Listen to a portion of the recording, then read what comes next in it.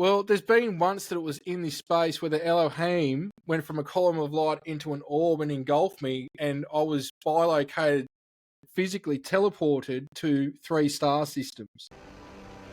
Hey, I'm Biba, your host to Conversations with Consciousness. This is a space where stories unfold real, raw and unscripted. So don't take it personal and don't even take it on, unless of course it resonates. So grab a drink, get comfortable and enjoy the ride. Well, you did. You guessed right. Peter Maxwell is back in the house with his 3rd visit on the Biba Frequency podcast. I wanted to keep this particular episode about ET contact, consciousness, ETs, and all different types of ETs, interdimensional, extraterrestrial, the people who are having experiences that are being taken on crafts that can't make head nor tail of it, and people who are really aware of their multidimensional nature and how they engage with these different beings. And so we discussed that for about 2 hours, and he has a lot of wisdom to share. He talks about how self-mastery, this really is his key message, but how self-mastery is vital before you start making contact, because you want to make contact with the correct type of races and beings, our skywalking friends. Enjoy the show, and Pete, thank you once again. Round 3, Pete. Round 3. Round 3. He's still going strong. He hasn't been taken out yet. He hasn't been knocked down. Look at him. He's going strong. He's got tension in his eyes. How you doing, Pete? I'm doing good. Thank you for having me back on. And yes, pleasure doing this with you. So how are you doing? Yeah, I'm doing great. I'm great. I stopped the podcast for a few months because I just thought, well, you know, my heart wasn't in it anymore, because I just was kind of just not wanting to do anything. So I pulled out for a while, and then I was like, it's time. Yeah, it's just nice to be able to go at my own pace and not have to conform to any set rules for anything. Yeah, I just don't like rules and regulations and systems and protocols, and you should have it every week. And now it's just, I'll do it when I'm doing it. Like, yeah.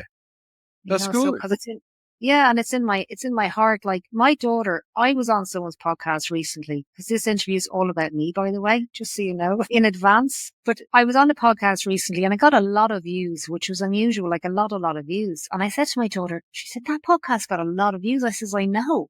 It's amazing. And she said, you know what, Mum, you'll be invited onto lots of podcasts because of that. And I said, what do you mean? She says, because it's got views. And I said, okay. She goes, I said, so people will then, because they want the views and not me. She goes, yeah. I thought, that is not how this goes.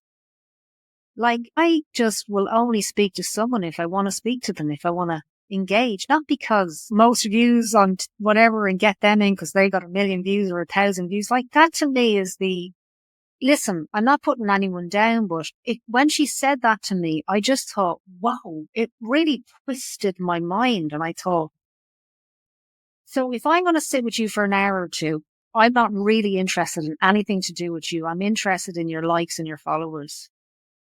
What is that? Unfortunately, there are people like that. There is podcasts like that. And I think it's a way of authenticity and genuine. Like, for example, you want to talk to me, so we're just talking because we're interested in talking and doing a show and hanging out. Where for some others, there's none of that. It is how can I get more known? It's almost like people going to Hollywood years ago because they want to become an actor. They don't know why, and they'll do what they can to get the part, and then hoping that part will get them to the next part. That's right. And, you know, for some people, that's their thing. I try not to judge because I'm learning about non-judgment and compassion still by the day, but that's where some people, their motives lie. It's being in the spotlight. And then others are about living life, and then others have ulterior motives as well. So, but yeah, I've come across that even with myself before. Well, yeah, especially when I've dealt with TV networks. There's Right. been those that have had a few million views, or apparently one of them had 500 million views, and they Wow. think to tap me on, it's going to attract the crowd. And then some of my videos would even get 200 views these days. And that just doesn't matter to me. It's about the information, which is similar with the transmissions. People don't know. I could be doing those videos every day for 15 years, but I just do it when I feel it now. And it's a much And nicer way of living. yeah, there shouldn't, like, if it's something important, you'll feel it, but also it's also finding that balancing act, like we were speaking about before the show, of sometimes there's a time that you've got to do stuff that you don't understand, that you couldn't be stuffed doing it, that after you do it, let's use working out as an example. I couldn't be stuffed working out today, and then you go and work out, and then afterwards you feel awesome and you're like, I'm glad I did that. So it's trying to be open-minded and look at things in a perspective of that. Do you need a break? Do you need to do this, but you couldn't be stuffed? Or you really couldn't be bothered doing it? You know what I mean? Like, even then, there's 100 other areas we could analyze that. But it's also what feels right in here. That's what it comes down to. It does, because if I'm going to talk to you for an hour or two, I have to listen to you and engage with you. So if I'm not connected to you, it's energetically, it's just information then. There's an energetic transmission in everything that we do, right? Mm. It's an invisible transmission. It's just there, and it can transform things within people, the perspectives and understandings and insights. I suppose that's just kind of what I'm interested in. It's just when my daughter said it to me, it's just that didn't never dawn on me. It was never in my thoughts. It was like, really? It's like when someone says people hurt animals. I'm like, it was just kind of like, I never heard of it. And as I thought about it, I thought, wow, okay, so you want to be seen and known and recognized and what you're doing and great achievements, and look, you've got a great podcast or you've got a big business or whatever it is, that's great. But you just can get lost in that. You can get lost in the getting lost in the trying, right? This takes us down the path, which I didn't think would even go down, but that's just how this stuff works, of where technology and human consciousness are already interfacing, even from the wave signature of our thoughts. And I'll give you an example that yes, there is you having conversations and all of a sudden those products appearing online when you're scanning through something. I was just talking about that, and now it's there. But there's also stuff that I'm sure everyone has experienced where you have not said a word to anyone or even audibly heard the word of things that you're thinking about, and they start to appear on the screen. And it takes us to now the example of children and adults.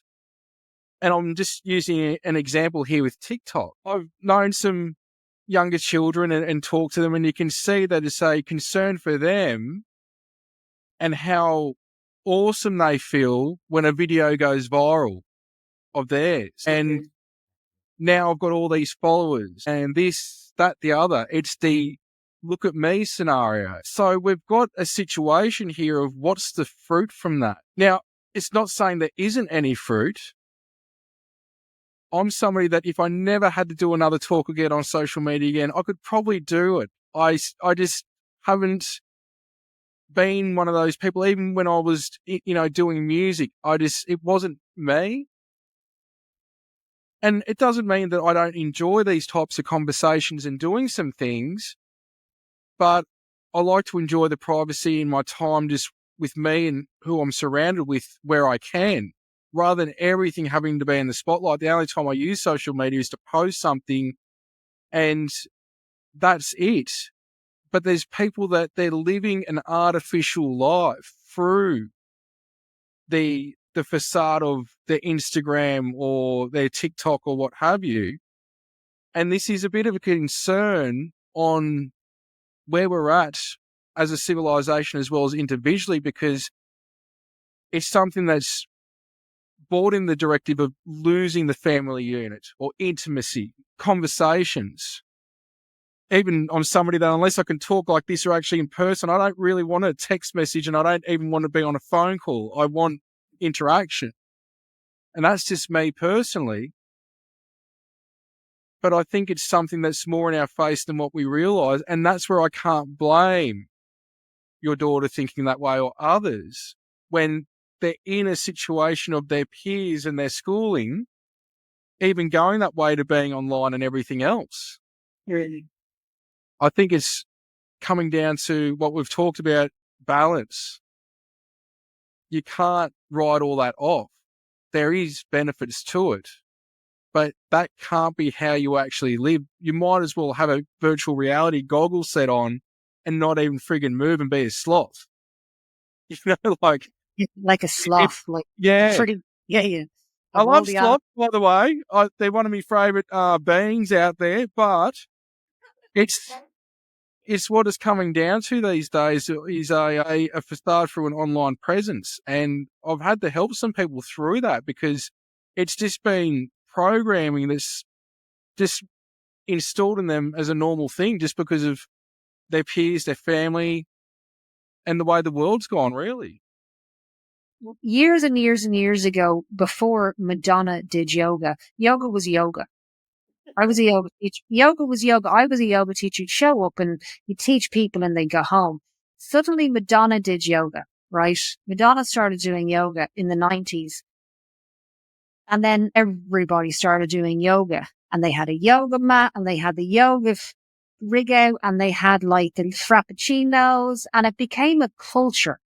Yoga became it wasn't about yoga anymore. It was about the pop culture, popular culture of yoga because Madonna did it. And everybody wanted their own personal yoga teacher or they became a yoga teacher. So I quit anyway. And I've noticed with this awareness of we're not alone and people are having their own encounters and their own experiences and they're becoming more aware of their encounters and they're even seeing more and we're aware of it to collectively. Sorry, I'm going to turn this off. I only have it on because people want to ask you questions, actually. That's why. No, that's all right. And so what I've seen is the same thing. It's exactly the same thing. It's fallen into this pop culture of disclosure. And this pop culture of disclosure, it's like contaminated the individual experience, the story, the connection, because it's like booming. This disclosure is like booming, like you go to a rave and you're by the, or a concert and you're by the speaker. It's like, whoa, it's booming. And this kind of sound of disclosure, and there's like, they're angels and they're demons and they're coming to invade us and they're coming and they're real and they're not real and there's drones and there's ETs and I'm an ET and it's just like, whoa, it's the same. And what I'm really interested in and why I love speaking to you is because you haven't been contaminated by pop culture of disclosure. You're just you. Authentic teaching, have events where your events, like I thought I had a cool job. Like you have people come to you to learn CE5 and seeing spaceships. I mean, that's kind of a groovy job, Pete. You couldn't tell me 20 years ago this is what I'll be doing. And I've been doing that for nearly 15 years, taking people out. I think the difference is, and it's not leveling up this, that, the other, but when you have been affected and lived what I've lived to the extent that I've lived, things, as you know, take a direction that the universe and the heart will pull you ways that you just can't fathom.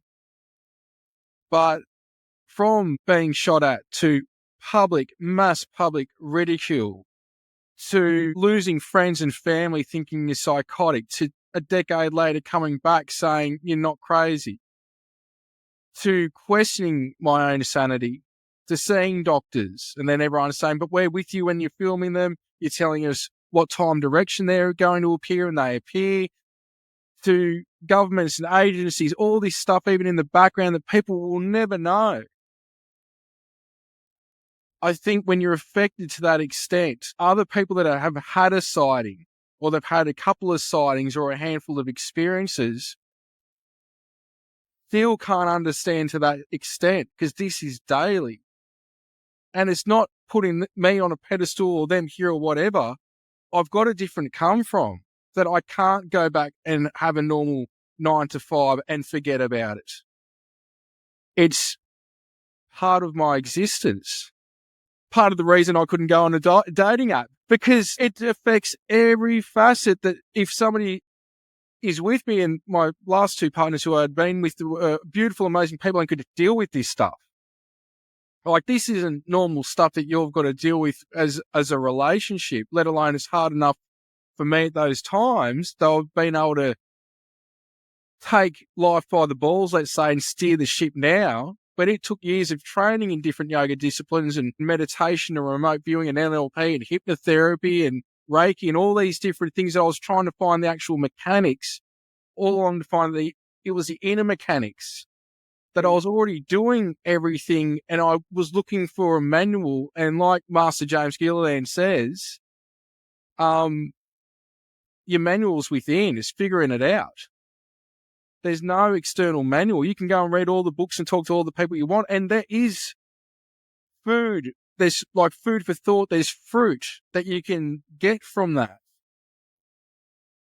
But it's been a wild journey to see where I was around 2010, thrown on the news and ridiculed, to now I couldn't tell you the amount of newspapers and television programs I've knocked back while I've been here at the sanctuary. I'm like, I actually don't need the publicity. Like, not from I don't want publicity. It's like, I actually don't need it. I don't care. You could reach, whatever million people. I'm only having 15 people here at a time. And even then it's not always full. I don't care. It's whoever's meant to come here and cross my path will cross my path. And there's always an exchange. And the rest is just noise without any signal. But that noise is good for the mainstream masses in a lot of cases, to get them pondering on, what if this stuff's real? What if extraterrestrials, angelic intelligences, stuff under the ocean, what if that stuff's real? So I see its place. But then there's been the ego part that will kick in assessing all this, going, hello? There is that, because it's going, hey, what you want clear footage of flying saucers and entities in 4K that's been analysed, and I've been saying this shit for 15 years. And so, but then part of it's like, if I'm whoever's meant to find me, as I was told years ago, will find me. So, but you see this in cycles, not just within the UFO community, it's the same in the paranormal community, same in the spiritual community. There are these fads, these things of the month, like you're saying with Madonna and yoga. And that was huge back at that time with Hollywood, with what was going on. And now all the celebrities wanted their teachers, like you're saying, yoga teachers, and everyone was just getting in the hatha. They wouldn't even know what a bloody asana is if you hit them over the head with a bat. That's just the way it was. And we see this within the UFO community and the spiritual community, and which is why I don't be part of any groups or anything, because I just found that that's not my path. And this is the thing, is that I think how this reality of whatever people want to term it, spiritual, extraterrestrial reality, UAPs, non-human intelligences, we've all got our own come from and our own way, that if it's meant to be revealed to us, whether on a mass scale or even on an individual level, that will happen no matter what, if it's meant to happen.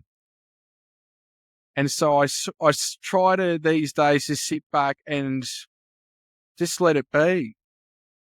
Because I've seen a lot of stuff too that's been fake and people get pulled in. I'm just like, I don't even care. I'll see where this goes, but it's not my experience. So it is what it is.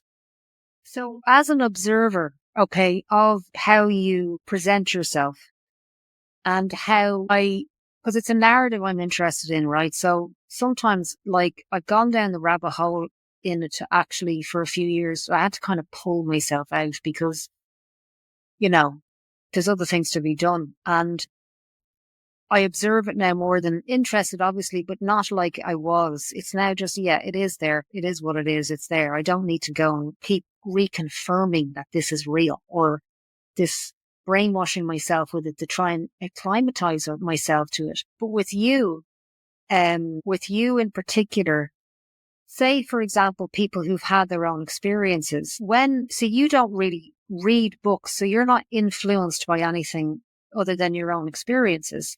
And what I'm really trying to reiterate about pop culture and this kind of trend is it can be influenceable to people's thoughts, and that can then create something different to their authentic experience. Yeah. So AI, my daughter perceives something about a podcast and just a number on a screen in a podcast.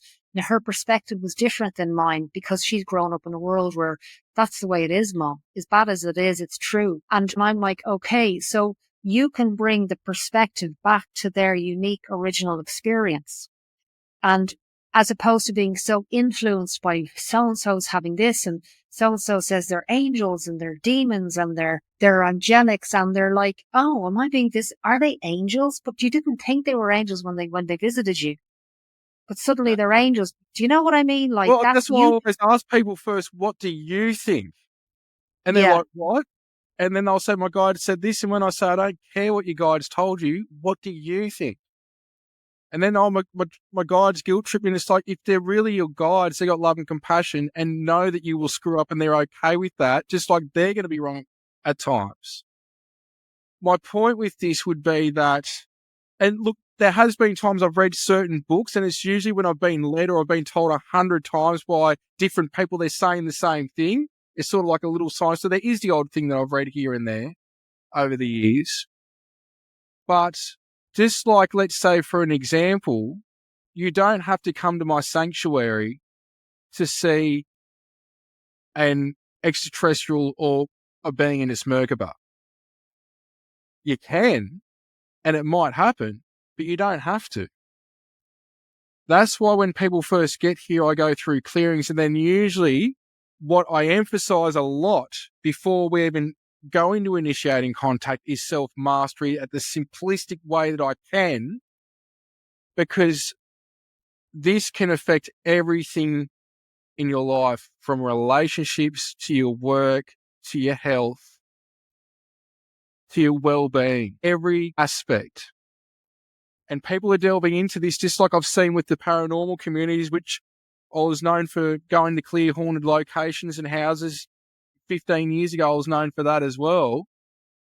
And huge crossover. And this is the thing, that if people are opening up to anything and everything, not only do you have the ramification of maybe interacting with something that you don't want to, you've also got the fact that whether it's positive or negative or in between or a trickster, you're about to just alter your trajectory, which might be pre-planned in some cases, in a lot of cases. And that is a lot to deal with. And if you don't have the tools or are equipped, what happens is you go and research everything. All of a sudden, you're a frigging expert on crop circles and EVPs and UFOs and extraterrestrial races and yoga and this, that, the other. I went through it all. I've seen it all. I've seen people's lives ruined from it. So what it is, there's a moment when you've got to pull back and you've got to assess what actually is going on, because some of this is manipulation. Some of this is you going through your own experience of the hero's journey. Here, Tony Robbins, I think it is, goes on about this, and other teachers that are into self-help and this. And I think it's probably a good point to bring up here, because we've got seasons in our life, but we've also got, if we want to dumb it down, is we've got a hero's journey that we go to the call for excitement. I did this years ago. I left my hometown. I ended up getting married, this, that, travel the world, come back. And if I could tell you what I'd done in that time, I wouldn't even believe it. Even if the face of God showed me, I couldn't believe it. Yeah. And the tears, the ups, the downs, the excitement, the revelations, the love, the loss, the heartbreak. But the experience, the fruit, is friggin' priceless. And like I was saying to you earlier, people are looking at the extraterrestrial or non-human intelligence aspect and the angelic, because it's that, all that ultra-terrestrials, and I could go on and on. Mm-hmm. You've got a component of this where they too, in terms of extraterrestrials, ultra-terrestrials and other intelligences, they're also got angels and spirit guides that they're interfacing with. But when we're all out of a physical vessel, we're all on the same level playing field. We've all gone out within source and experienced. We may have more trauma than others that we've got to release and rejuvenate when we go back to the other side, or, there's reasons, that I can't go through everything, and nor do I know everything. But I think it's the point that I'm trying to make here is that when you live this and you experience this and you have a glimpse of how layered this is, you can see what's real and you can see what's noise and not the signal to an extent. Doesn't mean I know everything, like I said, but there is a component with this where people that aren't aware or have lived it, they're going to take this completely another way, what I'm saying right now. And that's quite fine as well. But I think that's the thing, is experience. That's the difference. And knowing what lengths some people will go to manipulate, to control, to mislead through us as a civilization being where we are now, I've got a different come from than others. Thank you for sharing all that. And what is it? Why is there such a big amount of energy and resources being put in to, from your perspective, to tone this down, to switch it up a little bit so it's becoming a drone as opposed to a remarkable being? Or why is there such a big disinformation campaign? And I really don't like that word, but I can't think of another one. Why is that really in place on the grander scheme of things? I say this in a lot of interviews, and it's not to repeat the same thing, but really it's not black and white. There will be the avenue of people trying to control the narrative and groups within that group that are trying to control a narrative a certain way. I spoke to a certain country in their Air Force years ago, actually a couple, and what was a common theme with this was basically sort of agreeing, like, why can't you at least just give the reality of extraterrestrials out there and maybe just wean them into the multidimensional aspect? What I'm saying is that the truth of the matter is so crazy. I think people are ready for everything, but at the same time, I won't say 100%, and I'll give you a reason why. The responses I see online to people like myself, and I don't look at comments, but things are just getting notifications, or I'll go and hit something with this whistleblower, and the way I see people's comments and responses, how derogatory, how mean, and the malice of just something that they've got no invested energy in, like meaning people that are saying this crap, they've got no reason to say such mean things. They're not ready for it in some cases. Now, I'm not judge, jury, and executioner, but when you're being pulled off world like I have, physically and non-physically, and it is tenfold more crazy than what people can perceive unless they've experienced it, there is many reasons to that question of whether the narratives or people not understanding, or also people's own distortions and their own, what they think they know. Meaning I still don't know what's going on. I wouldn't know 1% of 1,000,000,000,000% of what's going on. I know more than most, which makes it even more convoluted. Yeah. So I hope that's justifiable as an answer in a way that it's not to be a cop-out, but this is where it starts to get very late. No, this is a wonderful answer because there's no definite answer, so stop looking for one, is what you're saying. It's multifaceted. This whole thing is so multifaceted. You can't pinpoint it to one side of a diamond. It's like, it's just got so many different aspects to it. Well, as I've said here, sorry to cut you off, I'll just say this quickly. As I've said before, I'm at the conclusion right now that we're on a treadmill in God's mind. And either you get that or you don't. And if you don't, meaning the viewers, I'm cool with that. I'm cool with nobody gets that. But that is how convoluted I'm at where I'm at right now with my understanding. We're on a treadmill in God's mind. We're not going anywhere. It's just experiencing itself. So when you leave that body, are you going anywhere? Well, you are, but within it. within it. Exactly. Just like we leave source to go out within it to experience and gain knowledge, just to go back to it. And everyone's experiences and your fractal experiences have to be different from the next, or else it wouldn't even be worth it. And so the treadmill, meaning even when you drop that body, you just go into the cycle. I'm talking to me right now.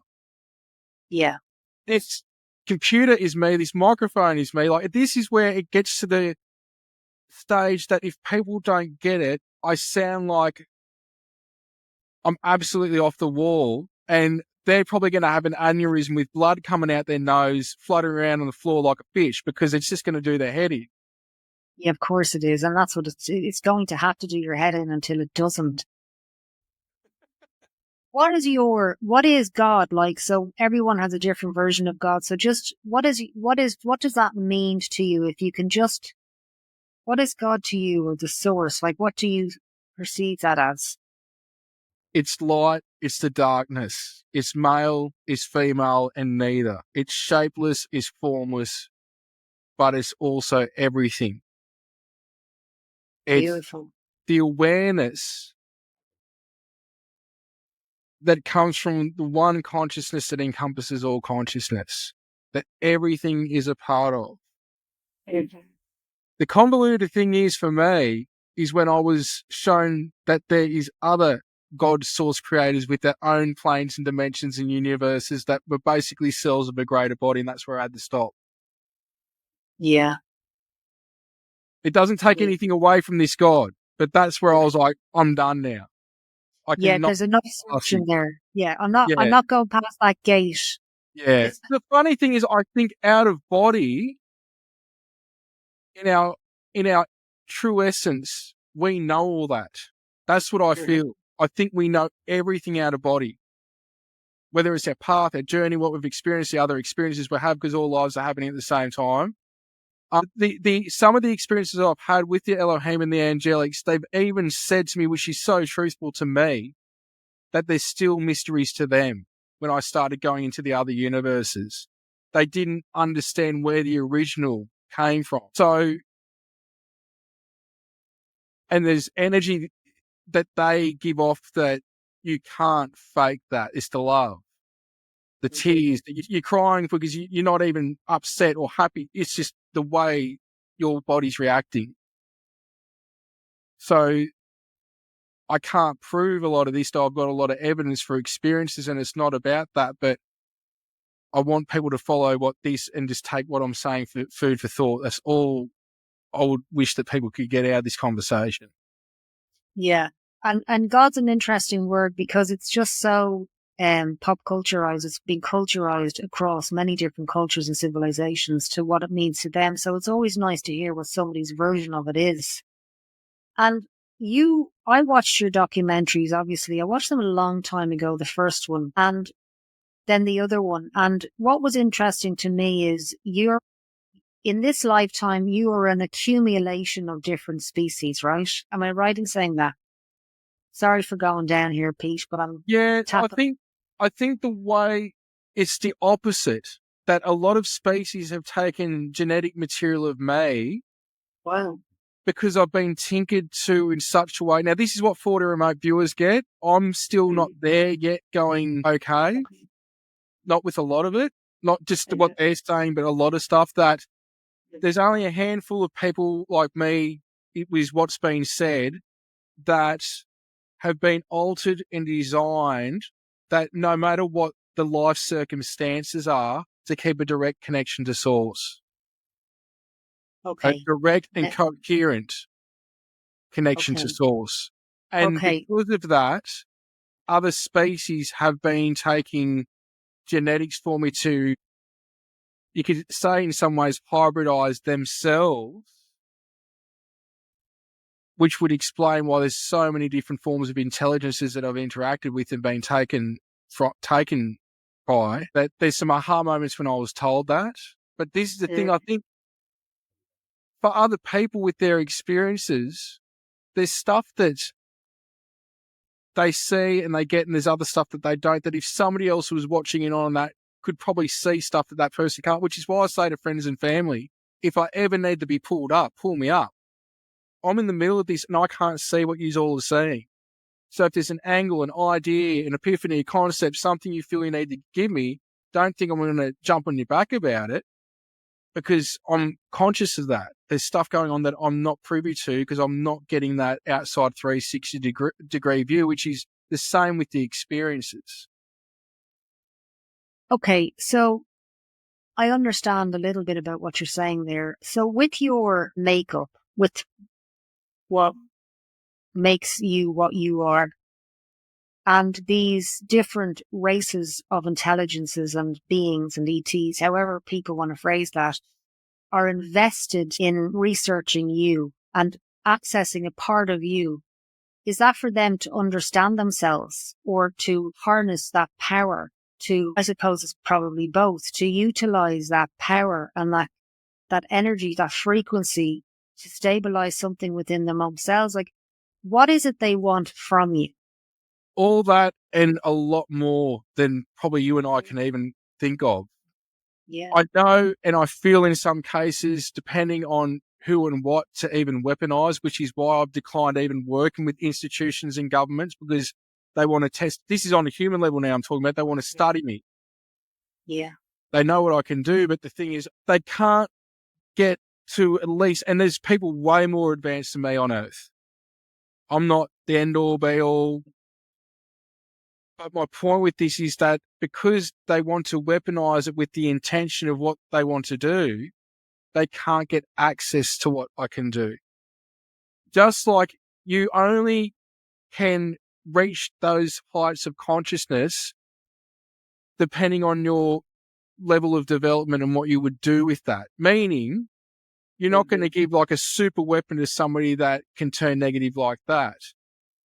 You can only, we could say, experience that which you're at the level of consciousness to experience, which once you get to that point, you don't even need physical weapons. You could do things like that through your consciousness, but you wouldn't because it's not where you're at on that vibratorial state. So the thing that's almost like a safeguard with this, from my understanding, is the level of consciousness that this body is experiencing is really, it's like the physical vessel can't do things to an extent, even if they take genetics from it to its full extent, because they haven't got the operating system, which is my essence. Right. So why do they try then? Do they not have the awareness that it's an inner thing? That if they actually... They do. But there's still stuff that I've got physically. Okay.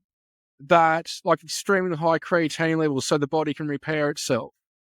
I was meant to be pretty much half blind in my 20s, and now I don't even need glasses. I'm 41 now and I don't need glasses. Like, I had to go and get the glasses pulled off my driver's license, and they're like, what? And I can just bang, bang, bang, read everything and just walked out. I was like, that was easy. I didn't know how hard that was going to be. And there's other things as well. So on a physical level, these are just basic things, but it's also things they could tinker and most likely do in some cases themselves. But it's also something special about the Earth human. It doesn't mean that they're not special either, but we're a conglomerate of many different forms of extraterrestrial, including angelic intelligences in a physical form. The angelic part's been done on a light blueprint level that's appeared below, which is the physical body, as above, so below, that incorporating it into them, which is really what this is about in most cases, means they can glean talents and abilities in a physical vessel that they wouldn't be able to get otherwise. Brilliant. That's very, very good. Because the hybridization program, the hybridization program. So when the ETs are invested in someone, or millions of people, I'm sure, are part of a hybridization program, right? And Millions. many programs, like many programs, right? So do you think I could put another many in there? Many programs. So yeah. I have to just say this or I'll forget. So with this these programs, they're coming to, I've always thought about these programs like, okay, so give us a couple examples of why is there a hybridization programs? Like, give me a couple of reasons why that's happening. Well, we could say ballpark, that's one that I just gave you, to glean parts of the Earth human. The other aspect is that some, and I'm not saying all, very small percentage are us in the future that's coming back to rectify some things that had happened to the Earth human. Losing male, female, losing the family unit, losing compassion and going down the technological path. And then there's also those that didn't go down the technological path, went down the spiritual path, and they came back before Atlantis and Lemuria to try and rectify some things that they knew were going to happen down the track. This is where it gets into a temporal thing, which is very convoluted. That's not just for us, but also what's happened with the Lyran Wars, in the Orion Wars, and up to today where we are now, which includes the Pleiades and Aldebaran and Arcturus, and it even offshoots into other galaxies and other timelines and other densities of consciousness, because it's not just a temporal thing, a time thing. It's far-reaching into the other realms.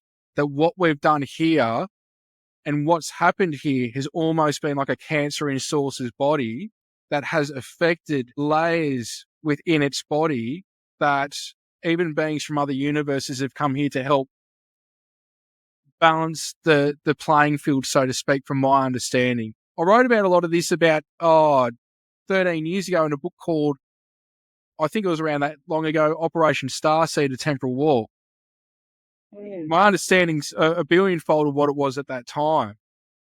But if you can think about, even if you had 20 humans in front of you right now and their agenda in knowing you, whether it's to be a friend, to be a partner, to be an acquaintance, whatever, you're looking at that on a scale so big that it's stuff that we not only could fathom because we're not them, but David Icke says something good that I saw a while back him say, which is just because you wouldn't do it doesn't mean they wouldn't.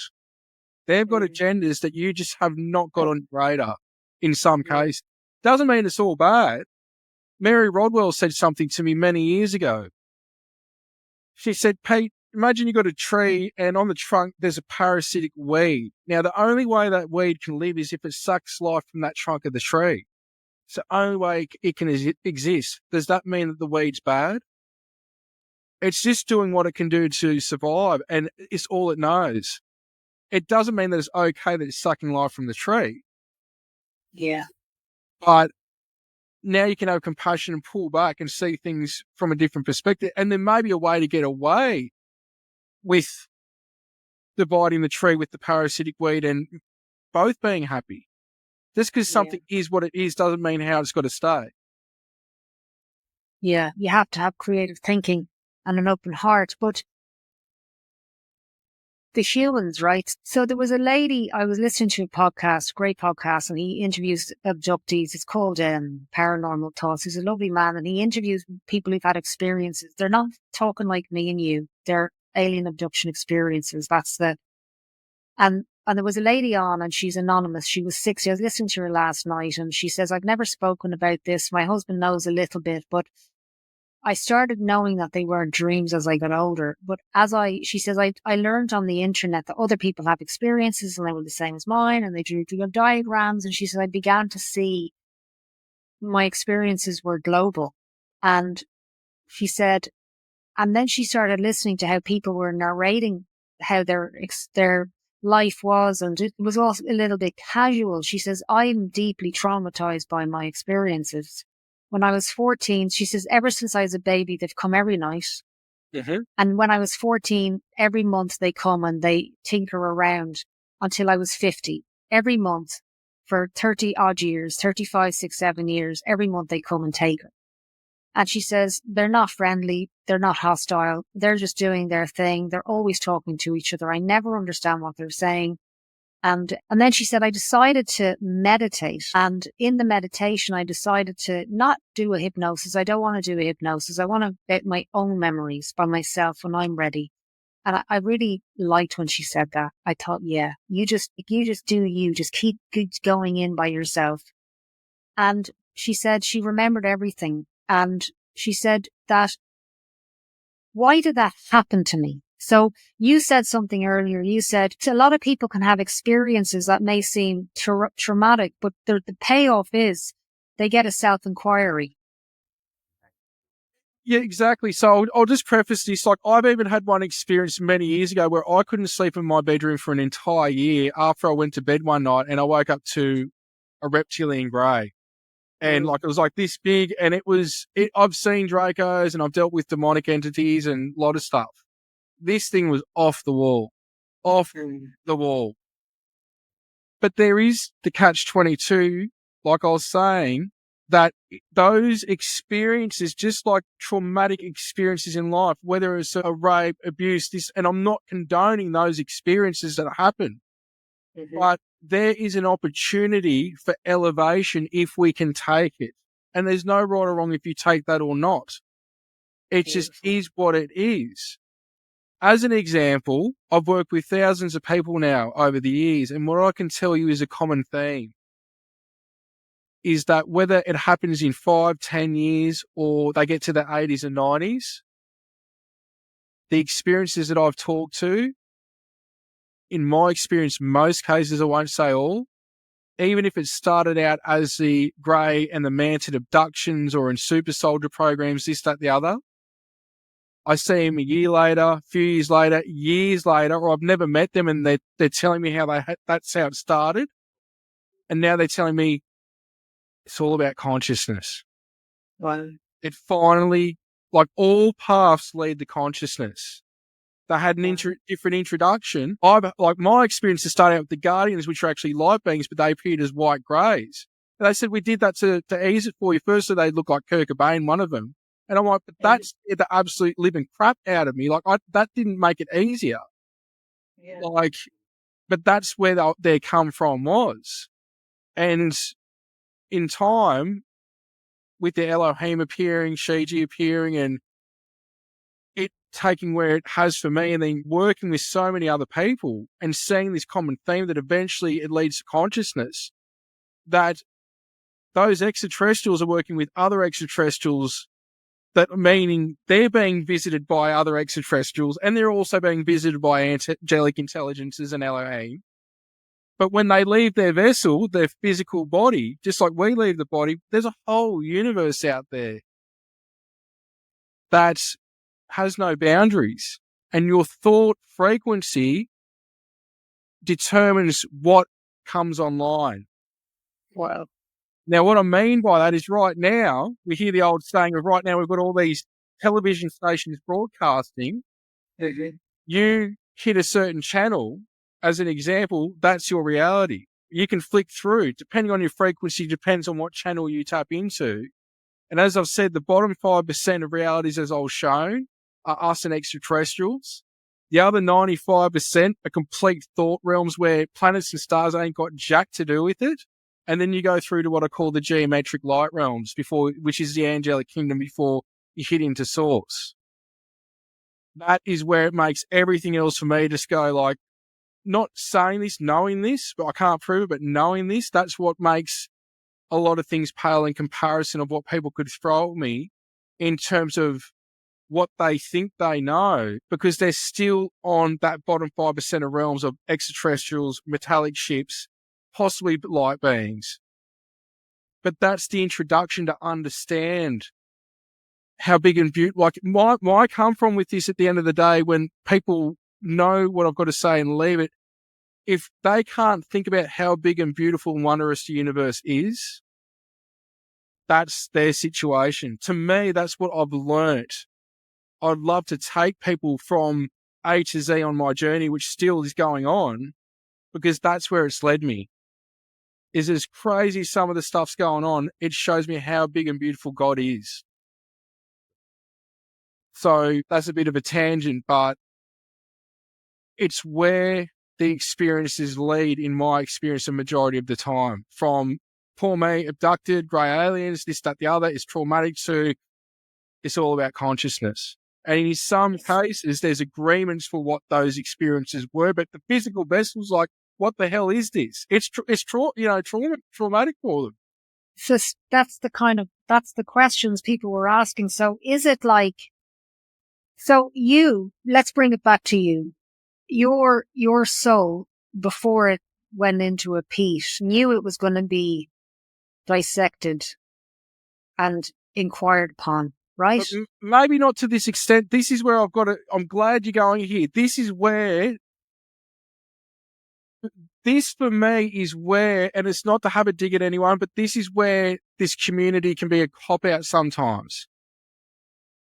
I'll use an extreme case again. Let's say rape or violence.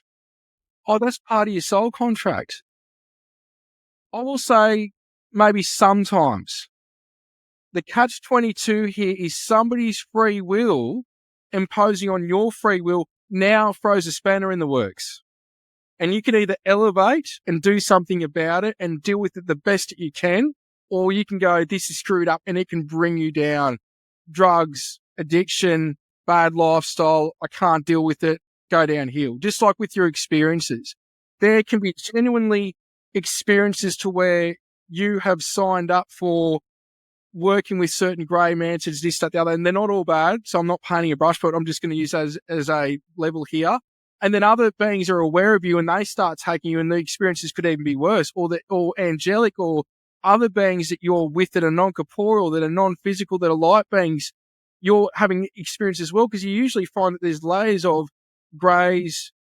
It could even be feline beings, which I've got a lot of experience with, cat and actual lion type beings, different forms of humanoid intelligences going up to the angelics and light beings. And people think they're going around the twist because they're like, well, I had these experiences with these little things for like 10 years and all of a sudden I got a light being and I'm absolutely blissed out.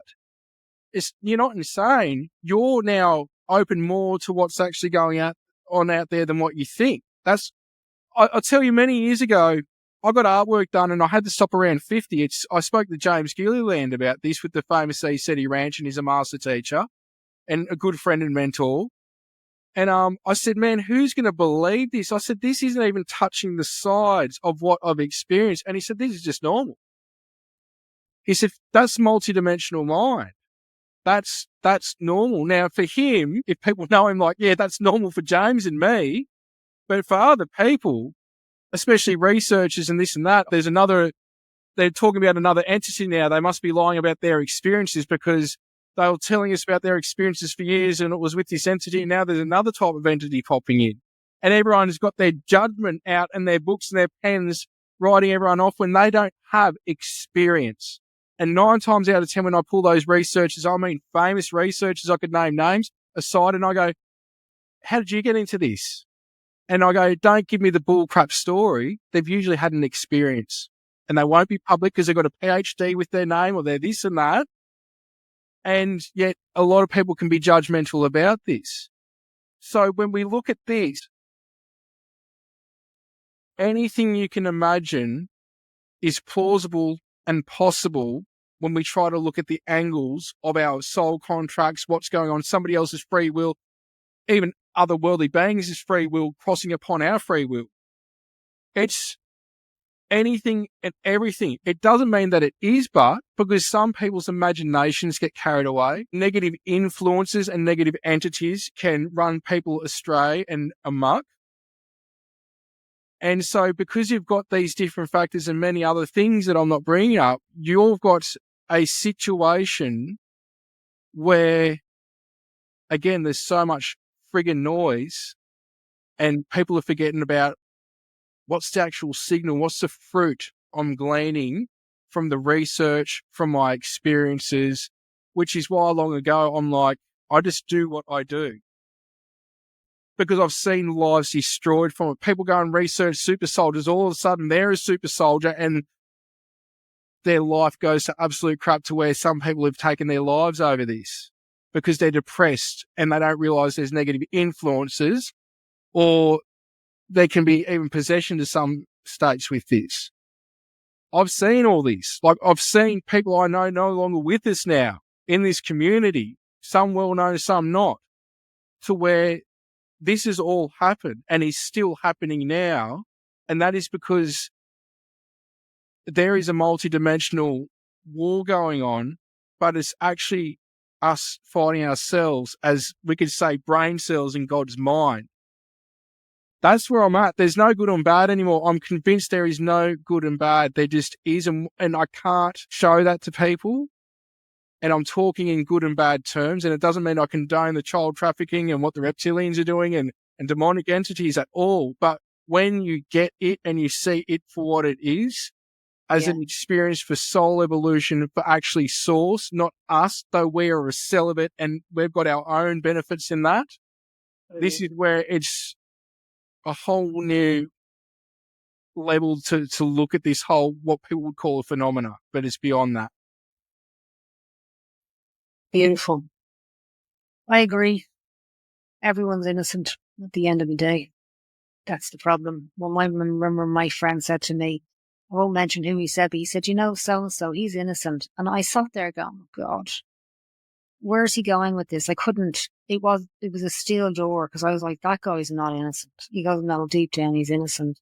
And fast forward 2 or 3 years later, I'm like, yeah, I get it now. I see what you're saying. It's not about he did that to me or he did that to that society.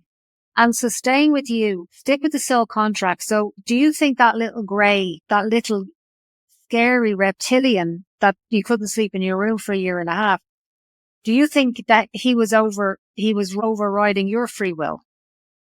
Oh, it was, I know who you are, and I've got my eye on you. And it dematerialized physically into smoke and dematerialized. And I've dealt with dark stuff. And at that time, when I spoke to James Gillian, I spoke about it, and he was taken aback because I was the first person to ever mention him. And I'd heard about this from no one. And at that time, I had like street lights coming in through these horizontal blinds, and I could just see it. And it was like a greenish yellow thing with scales all over it. An eye that was like that big, like a mini American football sort of almond shape, big yellow eye. And it looked at me, and I absolutely freaked. A few seconds into that, I caught myself. I don't know if it was my higher self or my higher consciousness that was aware of more. Because at that time, I'd been experiencing the Elohim. Shijid come in. I've had a lot of experiences. But it wasn't like this. It was usually at haunted locations when I'll deal with demonic or this, that, the other. And to say that this thing is up there with demonic is saying a lot. So I switched my thought pattern to go, like, this is an example where I talk about my heart being pulled into my stomach. And when I acknowledged that, I was like, this is how this thing operates. This feels like shit. And it looked at me almost like a dog is the only way I can describe it. Like, it's now like, oh, how I felt when it appeared is now how it felt from me having love and compassion for it. And within seconds, it turned to smoke and dissolved. And that is the huge thing that I've cleared and dealt with many entities, is when I go to the heart and love, either whether it's through dream attacks and paralysis or physically materializing or scratching me or I've been choked and picked up, I've been able to train myself through many experiences to go to that love frequency, and they lose their grip instantly. It's not easy, but because I've had so many experiences and so many opportunities that I see each opportunity as practice, like a basketball practice before I play the actual game, that's how I see everything. Brilliant. I've had the opportunity. Most people don't get that. So that was one of the biggest blessings and screwed up experiences, because it was so frightening that it did affect me for around a year to go back into that room. Wow. But it taught me the power of love. Wow. But not enough at that time that I could go, I'm going back to bed. It was like, if that thing rocks up again, it's that's what I mean. People look at me and they go, oh, it's all this, that, the other. It's like they don't understand not only the experiences, but the daily practices of a remote viewing and meditating and Qigong and karate and all the stuff. I've got a regime that I go through that it's almost a full-time job in and of itself to keep yourself at this level. Big time, because that's what I was going to say. Like, the fact that you could switch into your heart for a moment, that's because you've trained yourself. Like, you've been going in for so long. had you not been going in and doing self-mastery and the work, and that shows up, how are you going to know what to do? Well, that's why people wonder when they come to the sanctuary, why is he going on about self-mastery when I'm here for CE5? And it's like, because that's the friggin' bait. And yeah, we're going to go out there and initiate contact, but first we're going to do a friggin' clearing and you're going to hear a few things. And they get it. They get it. Too many people, like people going about CE5. I didn't even know what CE5 was. Like I was doing CE5 nearly over 50. Gree didn't come up with it. He's done a lot of work there. He's even been at James's. James was doing it since the late 70s, early 80s. There's people going back before James doing it. But James had the same come from as me, which is self-mastery first and foremost. Because if you're at a higher vibration, you're going to interact with beings at a higher vibration. If you're calling out anything and everything, you can get anything and everything. It's almost like a lucky dip. You can get something angelic. You could get something you don't want to interface with. So that's why I'm very strong on self-mastery first and foremost, because people should have the tools. Now, the flip side that I'm glad I got this place as well is many experiences haven't had people with them when they've had experiences. So with the group contact work here, it allows people to have a sighting or an experience with other people, which I know is great for me. I'm still like a teenage girl running around yelling. You can hear me on the videos when it starts going on. I'm like in the theme park. Yeah. And then there's people that haven't had an experience, and being in a group environment is almost like a safety buffer for them, that they could handle something that they might not be able to do by themselves. And then they usually go and realize they've had contact all along, because stuff starts happening through their thoughts and goosebumps and directives, sort of just intuition. And that's what I say to a lot of people is you come here and you haven't had an experience, you'll most likely have one, which something's happened at every event I've ever done. But usually they'll go and they'll realize I've had contact all along. I didn't realize these thoughts, these ideas, epiphanies and things. Sometimes the spirit guides or even God speaking to me. Other times it is you having your own inner dialogue and mental gymnastics going on. So that's why the self-mastery thing is being big, because it's really like a draw card. I want to see an extraterrestrial vehicle. I want to see this, I want to see that. But it's like, what's behind the contact? And it's really a huge family in God's mind. That's the spiritual journey of all of us helping to empower each other. The real extraterrestrials that are part of your team, the real soul family, the real ultra-terrestrials, the real angelics, are not about doing it for you. They're there to help hold space for you to find the space within, to pull out of you that which you've had in you the entire friggin' time. And you go in cycles in that. And that can be to do with self-mastery. That can be to do with dealing with just normal human experience. It doesn't have to be spiritual stuff, though it all is in the end. It's all about soul evolution, and that is through the restraints and limitations that are actually illusions in our mind that we are experiencing here on Earth. I can't do this. Why can't you do this? Because if I do this, well, then I've got to do this, or I'm going to not be able to do whatever it is. And it's like, no, that is in here. What's here saying? Where's here pulling you? That can get you out of your normal 9-to-5 job. That can get you into a state to be in happiness and living your passion and doing this and doing that. Not that I'm telling anyone to do those things, but what stops people from evolving is fear of the unknown and fear of security every time. And as I say, if the heart's pulling you, what's on the other side can be more amazing than you can imagine. And it's going to be scary because you're now going into the unknown, as Joe Dispenza says. He's got that right. But if you can suck it up and go, well, what's the worst that can happen? I either stay where I am and don't make a decision, which means that decision leaves me where I am, or I make a decision and I go on the hero's journey and I go on the call to explore. What are you going to do? That's the question. And this whole thing is a journey. And the journey comes to an end, but it restarts every time. And once you can be complacent with that in a productive manner, and you can see that there's going to be up and down days, you'll be able to deal with this a lot easier than going into victim mentality and going, why is this crap? I want to go home, this, that, the other. It's like, this is just a journey. But again, if people haven't got that come from, I can understand where they're at because I've been there with whether playing victim or being in a state of frustration with the world, with humanity, with how we treat each other, the injustices, the list goes on. Like I said recently in a video, you can have 100 people give you good feedback and the 101st tell you you're a piece of crap. What's going to happen in most people's mind? All day they're going to be thinking about that person that said they were a piece of crap, not the 100 people that gave them positive feedback. That's just, we can't please everyone. But what we can do is be responsible for our thoughts and our actions. And like Archangel Metatron and Michael showed me in an experience, one of my most amazing experiences in soul evolution was what you do and what you say affects everyone and everything. What you do and what you say affects everyone and everything. And it was just over and over replayed to me from everyone else's point of view, the good and bad I had ever done to them.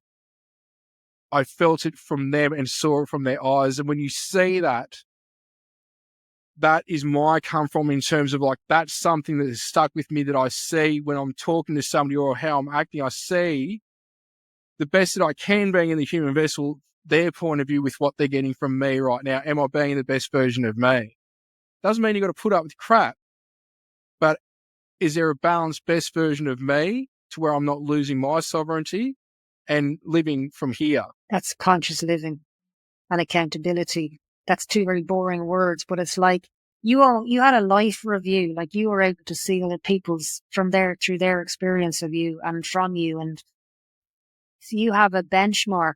That's maybe why you are also, I think you were born that way, but also you always, even like when we spoke earlier, you said like, you know, and that's not saying ETs and angels aren't beautiful and great. However, it's like you're even reassuring the Elohim and the ET races that they're still beautiful and of high regard. But there is another, like you're very conscientious is the word, like really conscientious.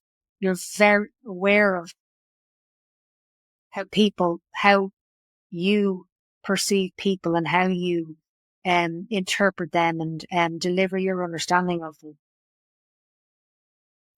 I've just got my come from, and that's what gives me compassion for when I'm speaking to people. Look, they've got their come from too.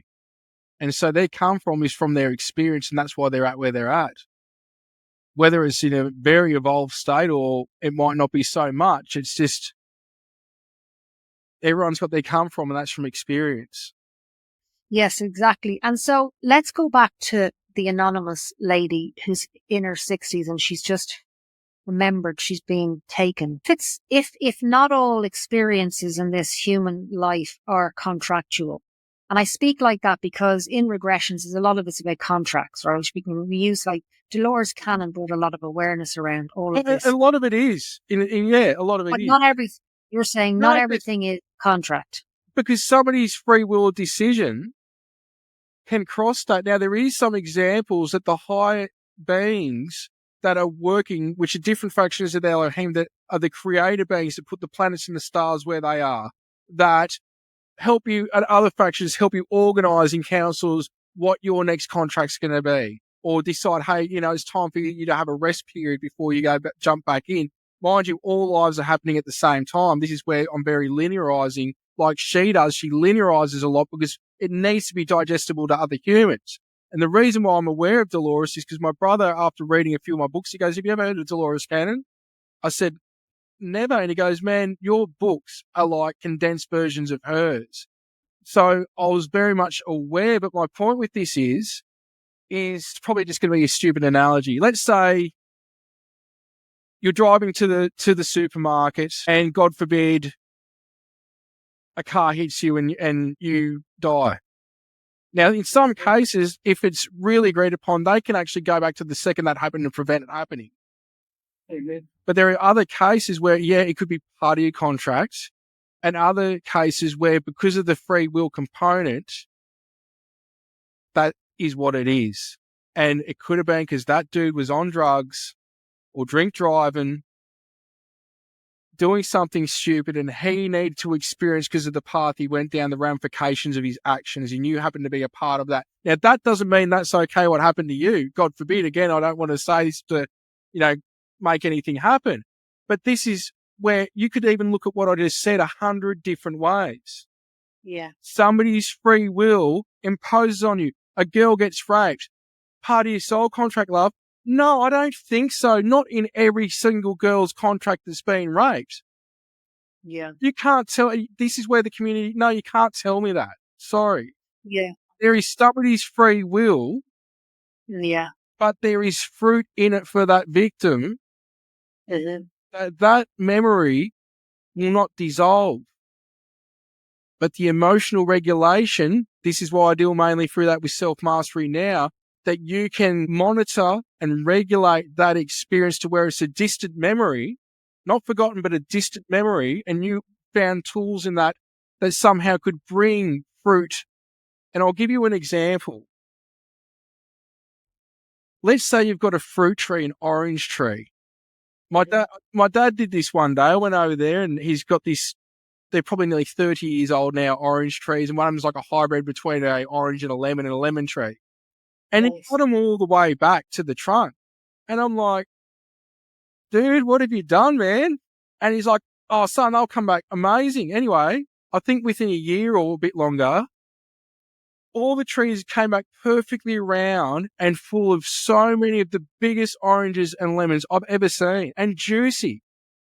Wow. Now, unless he pruned that tree, there was two ways it could go, meaning somebody's free will, somebody's pruned that tree.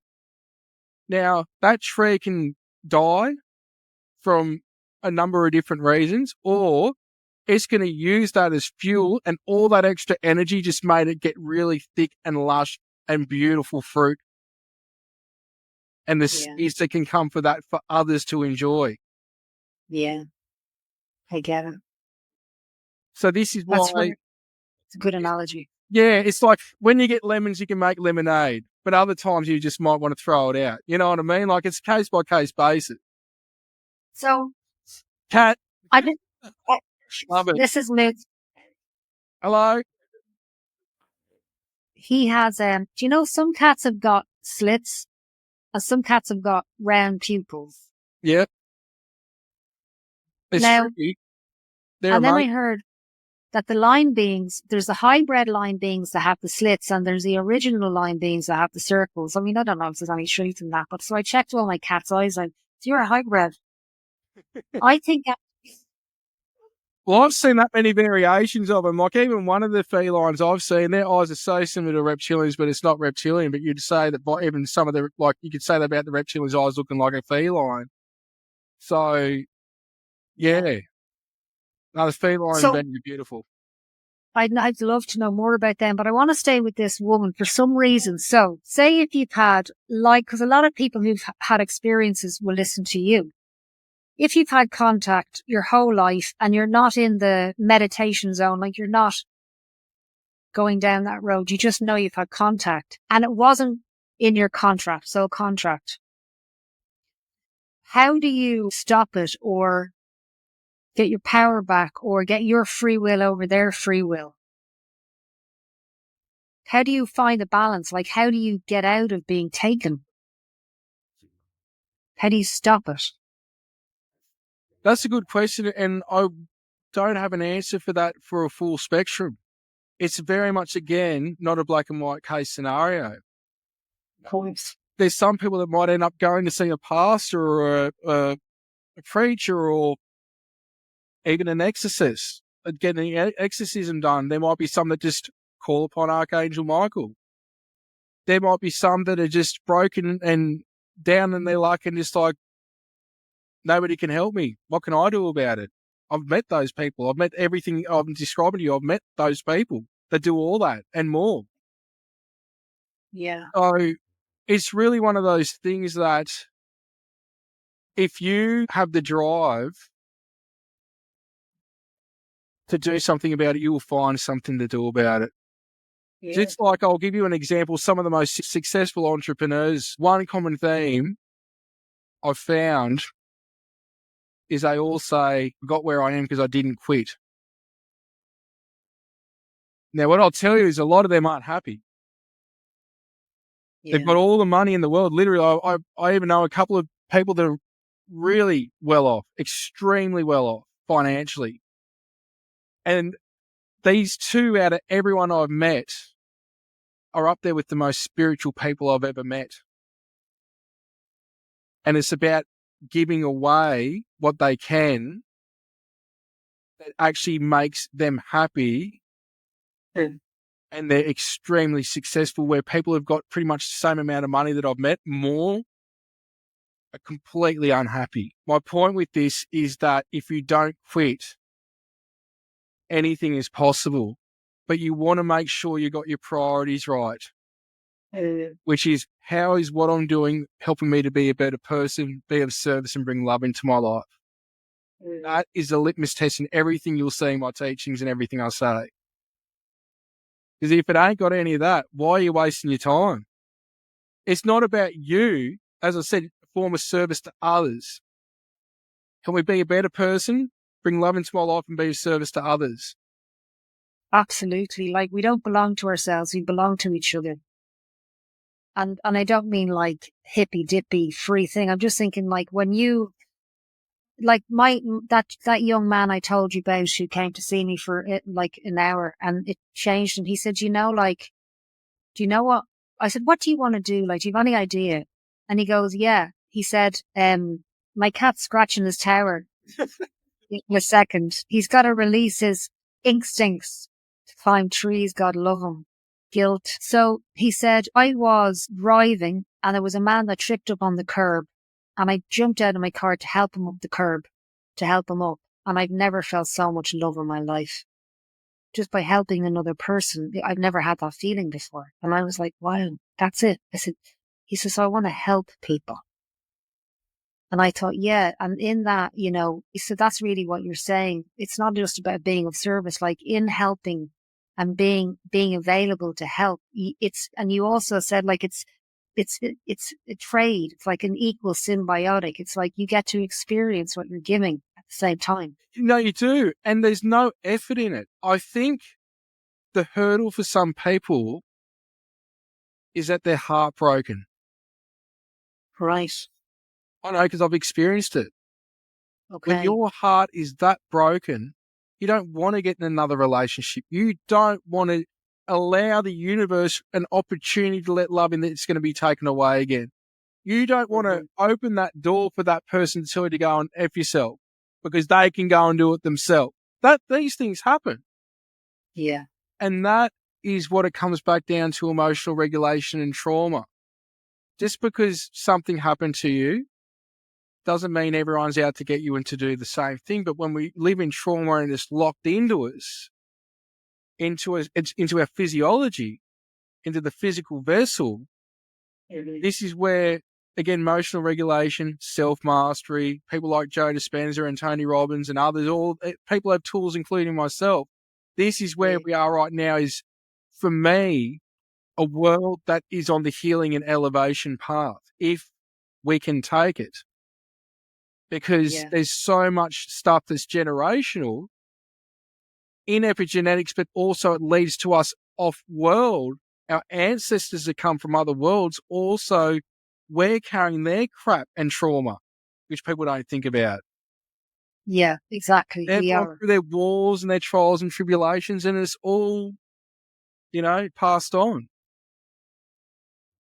For the work that we do on ourselves, the work that we do, and when we don't give up, like that lady who was abducted, if she has it in her to just begin to feel love instead of fear, even for herself, not her story, but for herself, that love can expand. So next time, if they show up, she can then maybe look at them through different eyes, as opposed to here they are again. Well, she can. Yeah, if that's what she wants. Some people just want the experiences to stop. Some people want to know who they are and why they're interfacing with them. And there could be multiple types of beings that are doing that to the poor person that, is having a hard time with it. The first thing is knowing what you want. So that's what I'd ask her, is, what does she want? Does she want the contact to continue? In a lot of cases, when they don't, they start missing it within a few months, and they want it, and the experiences start up again. So the love frequency is the biggest thing, but also training your reaction in the physical body. A lot of people tense up from the energy, freeze up. Sometimes that can be them and or technologies that can do that to us. But if we come down to the heart space and can sit in that, like I can tell you now, I've had people with me that have had sightings so close they're freaked out. And when they start to see the smoke or the cloud or the beings materialize or the orbs of light in the house, the presence of the beings can be enough that it's almost like a drug, and they won't push the barrier, but it's like more of a placebo calm down effect for them. And then others are just blissed out, and people are just taken aback to where they're like, this is real. And they don't know what to do with that. So everyone's response is totally different. So it's up to her, what does she want? Look, if she doesn't know what she wants, things are going to continue the same. Everything comes down to a decision of what does she actually want, and then making a decision on to do that. Now, the thing is to also have compassion. I've had experiences with certain entities where they visited again and I've freaked out, even me. Yeah. And then I'm like, the next time that happens, I'm going to ask them who they are. And it happens again and it didn't happen. I froze up. It happened a third time and I could finally get it out. Who are you? Why are you interfacing with me? And it was every fiber of my being to do that, because we have a natural response of fight or flight. So the problem isn't her as an unbounded being. The problem is the way that we respond in the human vessel that's got an automatic response system. Sometimes when we're shocked, what's happening? You could have somebody start a fight and get hit in the head, hardcore example. Now, some people are going to stand up, punch them back, fight their way through it. Other people are just going to run. And they could have had mates with them and this, that, the other. Like, why'd you run?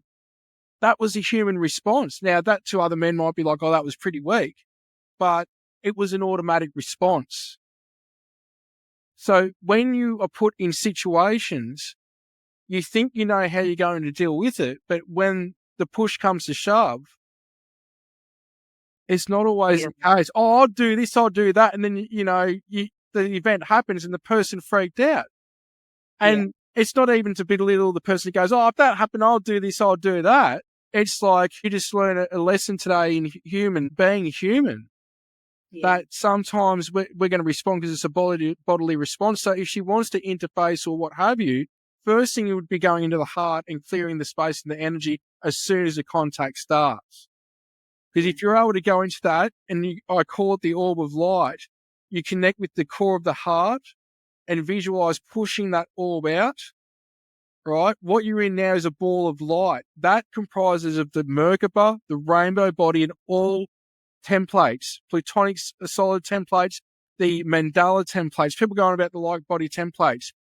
When you're in your orb of light, it comprises all of that, all the 114 chakras, as well as the Dantians, everything. So that's why people go, and I teach working with the Merkaba, the rainbow body, the different templates, the tree of life, this, that, the other. But my thing that I try to go to people, like, let's keep this simple, is work with your orb of light, because it's so simple. You're in your ball of light. Now, if you're connecting to the heart first and you push that out with love, and that this is a shield that nothing can penetrate, but I can still interface, what you'll notice, if you can work with that, even play with it when you're getting in your car or you're getting out of the supermarket, you'll notice that you can interface still with the outside world, but there's no energetic cords, ties, emotions, energies that are penetrating it if you play with it enough, because this is all an imagination of God's mind. We create through imagination on the light blueprint, as above, so below. You work with your orb of light. That is what I'm doing a lot of times when I'm doing contact and I'm interfacing with other people and entities. And most of them on the advanced stages, what do? They can travel in that orb of light. We can do the same. It's our natural way of operating transdimensionally. Is that like my spiritual taxi? You could say that, but then it comes down to the other level with all this as well, is that once you get down to the Merkaba, into the rainbow body, you navigate this entire universe through thought and pop out wherever you want. They don't need crafts. It's fascinating, isn't it? It's just like a woven blanket of light. There's so many spaces you can go into, or so many threads you can pull on and talk about. You have so many experiences, and you talk about being off world. Is being off world like here, or like a Russian doll? Is it in? Like when you go off world, is it somewhere else, or is it within this space? Do you know what I mean? Well, there's been once that it was in this space where the Elohim went from a column of light into an orb and engulfed me, and I was bilocated, physically teleported to 3 star systems. Physically. Wow. Well, it gets the heart racing, the ears pop, you sort of have nausea because you just can't understand what just happened. And they were Earth-type like planets. One of them had a beautiful pink-purple sky. I couldn't talk about that experience until last year. I sat on that from 2014 and only told a handful of people knew of that.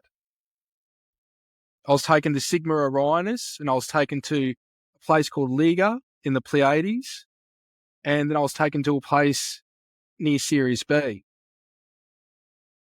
And at that time, I was talking about how the crafts can land on you like an apparition and vibrate you on board and this, that, the other. Native Americans and Aboriginal elders were like, yeah, people aren't really going into space or anywhere. They're just changing frequencies and they can land on you while you're in bed. Well, as I say, the craft lands on you. That's already far out enough, but it was so profound, that experience, just like the golden tablet, that I had to sit on this. It's like the Elohim are the orb. Because I saw the orbs first off, and then they'll turn into these 7-foot tall light beings, and then they started to appear as columns of light. But yet, they can engulf me, and in a second, I'm on another planet.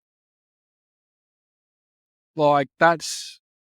And what happened was downloads and transmissions in 3 worlds that the way I've got it, I had to physically be there to receive the information. It couldn't be done any other way. I go into that extensively in sending my latest book, and probably my last book as well, or my second last book it was. But so there's been a handful of physical off-world experiences, even on crafts, physically taken. And then the rest of it's see through the pineal gland, or I've actually physically left the body to where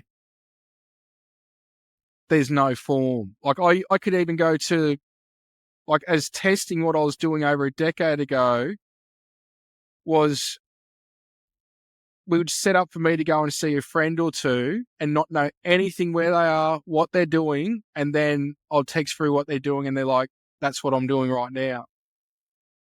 Yeah. So remote viewing's different. I've been remote viewing, but I could perceive myself in orb form, leaving me here while I go out in orb form doing that, and actually traveling in light speed to their location. So when you went to this planet, the 3 stars and the planet with the pink and the purple sky, were you Pete there? Yeah. Were you Pete? Yeah, it's a place called Adiga Higher of Zion, and it was in a place near Alnitak in Orion's belt, but just off from it, from Sigma Orionis. So were you able to see the ones that brought you there? Yeah, so what happened was, it was like I was in a rainforest environment, and there was sort of like a cliff face it's hard to explain. It was like a cliff going like that, and there was a stone circle underneath it, off from it. And I was approached by 2 beings that I know from Orion, that one of them I didn't understand at the time, except from the regression with Mary, which I only had 3 regressions. I don't need them because I remember everything, but this was really frustrating. Usually I thought I remembered everything. But one of these beings is actually a rainbow being, but there was other rainbow light beings that were either in a circle, like a 360-degree rainbow that was probably like 6-7 foot. Just imagine a circle of rainbow light moving along, or they were like wavy forms of rainbow energy, like heat off the road on a hot day, but it's shimmering. And the Elohim was with us back in orb form, and we were just going along this path until I went into this stone circle, and geometry and light script appeared holographically over the stone circle that I stood within with them. And the only way I can describe it was downloads and transmissions were received. And then the Elohim approached me again and engulfed me, and we appeared in a place that looked like a pine forest. Looked like Earth, but it wasn't. I got told it was Liga in Merope or Merope in the Pleiades, near there. And there was an obelisk in the middle of that location where there was blue feline beings and also beings that I call the Lords of Light, which are a faction of Elohim. Now, there was also Lords of Light beings in Orion that I just mentioned as well. What happened was there was energy go 360-degree direction all the way out, that it was like we were smashed with a tsunami of light. And the way that I got this was another form of download integration from this pillar. It looked like a quartz crystal that was like, I don't know, 20, 30 feet high. Wow. Only way I can describe it. And then it engulfed me again, and now I appeared at this golden pyramid about the size of this home with a being called Kali and Patma. Patma's a feline. Kali's this melanin dominant lady that I've interacted with before many times. And there was Lords of Light beings when we were taken into the pyramid that were like light beings with script on their face. They had no face, there was script there. Sort of like between Hebrew and, I don't know, I haven't really seen any, like Sanskrit and Hebrew. I haven't found anything exactly like it. And what happened then was I went from there non-physically into, for years I thought it was physically, but I learned that I couldn't go to the higher realms, that my physical body couldn't take it. So I went into a non-physical state to where I was in a meeting place in the Pleiades, Sirius and Orion that were non-physical places that were trans-dimensional meeting stations that when you're in one, you're in all. And I can't remember much from that point to where I was brought back into my body, and they said you basically weren't gone even a second Earth time. Wow. Yeah, and I sat on that for 10 years. And I'm still unraveling information, just like with the golden tablet I spoke about. Just wow. And at that time, that's before anyone that I'm aware of. Like, there was Corey Good later come out with it, but this is before there was any talk of people being talking about blue orbs for years. I think there's many variations, many different types of what's behind them, but traveling in orbs, I hadn't heard really of it. So for me, it was like, even now, like, it's good to get off your chest, but at the same time, it's like, what does that do for people? It's more entertainment than anything. And I get enough shit. So excuse the language, but you know what I mean? I get a lot of crap. So it makes me think, well, what fruit do people get from that? I can't really relate the information of what the downloads were about. No, but like, sorry, Pete. No, you're all right. You're all right. Go on. No, listen, like, forgetting about the critics and the ones that, I know you must be very resilient to be in your position and withhold that amount of judgment placed against you for your experiences and who and what you are. However, when I listen to you, I get to see the beauty in this universe and what's available and what's there and what different people are experiencing. Like, I don't have to understand your experience. Just, hearing it, just like line beings with no face and script on their face, like, just the visual of that blows me away. Just the beauty of that. Like, that's what do I get from it? I get to expand my consciousness.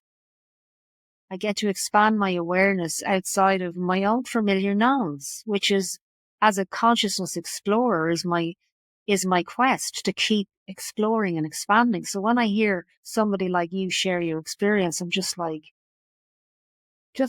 yeah, it's beautiful. It's wonderful. And you have a terrible habit, Pete, of going, it's not about me and I'm not great. And I like compensating because you know the repercussions that are going to come. If you go, well, I went here and I went there, and you have a way of making yourself small. And I understand why you do that. I understand a little bit about why you do that. But for someone like me and people like me who can expand and just know that that's there, that just brings me here then. And it's not up or down. It's just, it broadens my perspective on going, right, how beautiful it is that it just keeps developing and growing like petals on a flower. They just keep coming out and you don't know, like they're never going to end. So your experiences are invaluable. They have to, maybe your frustration is you decoding that, you integrating that and knowing what it means to you personally so you can deliver it and enjoy it. But for me, I don't need to understand your experiences. I just like listening to them. And it's not for spiritual entertainment. It's for my own soul's development of perception. No, and I get that. But for others, I mean, within you could say the normal mainstream UFO community or what have you. But yeah, you're making my point for me, which is if you can take what I'm saying and see and be left with how beautiful this universe is from that information, that is the fruit for me. The other aspect of this as well would be that the answers, I learnt long ago that the answers come when you're meant to receive those answers, and I'm complacent with that now in a good manner. I wasn't for years. So that's why I'm a lot cooler with that, the golden tablet experience, because I know from that when I'm meant to get, if I'm meant to, the revelations and insight and guidance I'll get when I'm meant to, if I'm meant to. I learnt that long ago. So I'm cool with that. It's just, yeah, that's what I mean. There's experience and there's people that have had experiences. But when you've had experiences to an extent that I have, that's where I'm coming at it different. My come from is different from mainstream and even what you could say is the rest of most of this community. Yes, it is. It's lovely. It's not in pop culture. There's nothing fantastical about it, and that's why that's why had you ever seen Meet the Fockers? Did you ever see that movie, Meet the Fockers? De Niro. No, I know the movie. I've seen like little clips here and there on social media before. Ben Stiller, is it? So he's got this big UVC or whatever they're called, but he says he has a circle of trust in his life and only very few people get into the circle of trust. Meet the Fockers. And with you, like within my own experiences and understanding, you're that person for me. You're one of those people that I should just go, he has a sound mind. He has a like, if you're playing a whistle, it's just a beautiful, clean note. It's like, you're that person for me. So it's nice that I have that in my life and not everybody has somebody that they can listen to or talk to go, what's your angle on that? Like, you know what I mean? Instead of someone going, you had a what experience? You must be crazy. It was all that, you know. For me, I have you there and other people have you there. Just knowing you're there on the other side of this rock, this beautiful rock floating in space is enough for me to know that it's okay. It's just lovely knowing you and the line beings with the 20 crystal and they encapsulate you and bring you into another realm and then they envelop you. Just how that all works and you go into an orb and float off. Like that's a whole thing for me now that will be a thing that not my mind, but my spirit will begin to help me. You know, I don't know the words I'm looking for, but listening to your experiences changes something in me. And I don't know what that is. I don't have the answers for that. And I don't think it's new either. Like the way I'll explain it is when you're connected to the higher mind, the mind behind the mind, we are all symbiotic. We're all individual, but we're all symbiotic. And because we're symbiotic, what I know, you know, and vice versa. There's no secrets or anything hidden in the highest expression of what we are. So some of that can speak down to you and resonate. A knowingness, a yearningness, because I've experienced it, that means you've experienced it. It's crazy. Pete, isn't it? Pete, it's been lovely having you on. I want to just see if there's any, because I got about 6 or 7 questions that I pulled out. Cool. Thank you everyone for the questions too. It's awesome.